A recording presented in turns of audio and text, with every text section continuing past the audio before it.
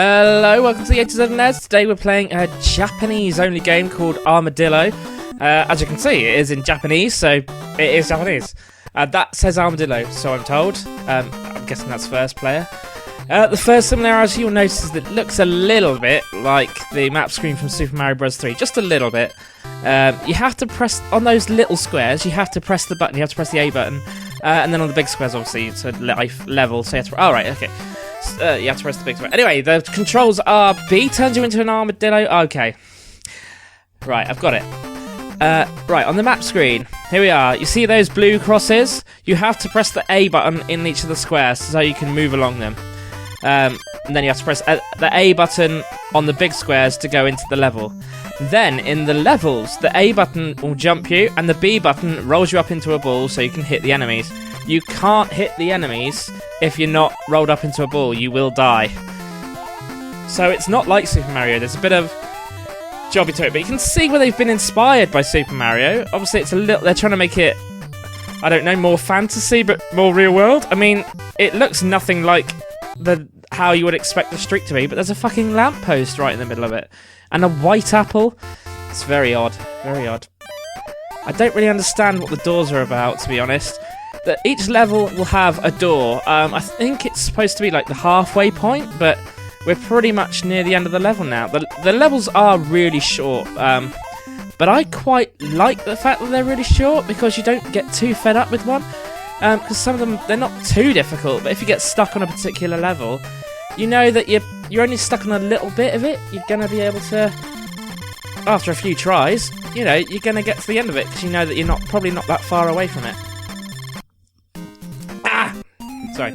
So yeah, it's all right. It's not the worst game I've ever played. I think the map screen looks horrendous. Whoever designed that needs to be killed. I'm sure I've played this before. I sort of recognise it, but I recognise the map thing. But maybe I've played another game that is just a map screen. Oh, it's that Transformers game. It's reminding me of.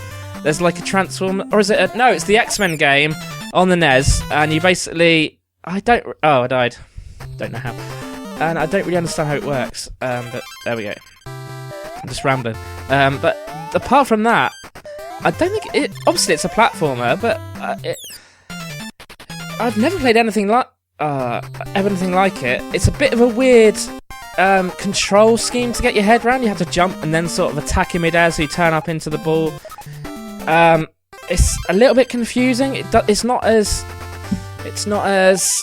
natural as most control schemes on platformers. Normally you get it straight away, but this it's weird, and the way it moves as well, there's a little bit of momentum behind it, but sometimes the control just feels really stiff. I don't know whether it's my controller, because I say this about quite a few games that it feels a little bit stiff, but it just feels like you really had to push the D-pad, like your thumb's starting to hurt because you're really like thumbing down the D-pad, but I don't know, maybe it's just because the controllers are getting old, who knows. Yeah, so, what the hell was I talking about? Oh, I forgot already. These things are weird, you sort of have to jump over the goal. There must be a way of getting to the last one. I guess you sort of have to, like, have a roll up into a ball, jump into the air, roll up into the ball, because you do get a bit more momentum when you do that. So yeah, I don't know why that one is green and why these are blue. Maybe it's because I've completed it in the first go or something.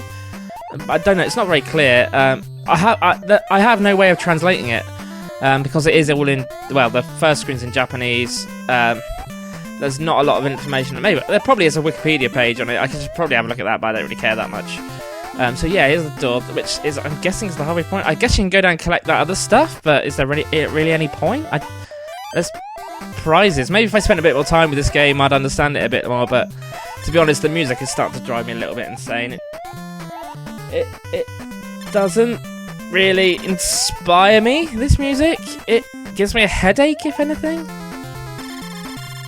I couldn't hum it either, even though I've heard it a few times. It's just a very random set of noises. It doesn't feel like a song. But there we go. And that bit I don't understand. I kind of guess they're celebrating that you finished the level, but it doesn't make any sense. You're not there. There's no, like, sense of score. There's no sense of finishing. It's just you in a room full of stars. Or no, it's not even you in a room. It's just a room full of stars. And it's like, here we are. Okay, it looks alright. It looks like a creepy... I died. It looks like a creepy dungeon sort of place, but does it fit in with the rest of the game? No, nothing else looks like it. Everything's been all cheery and outdoorsy and sunlighty, and a weird house with eyes, or not eyes, just the way the windows look. And there's a face on the wall. It just jars with everything else, and you've got this weird, I don't know, dinosaur thing. Anyway, thanks for watching. Tune in next time. See you later. Bye.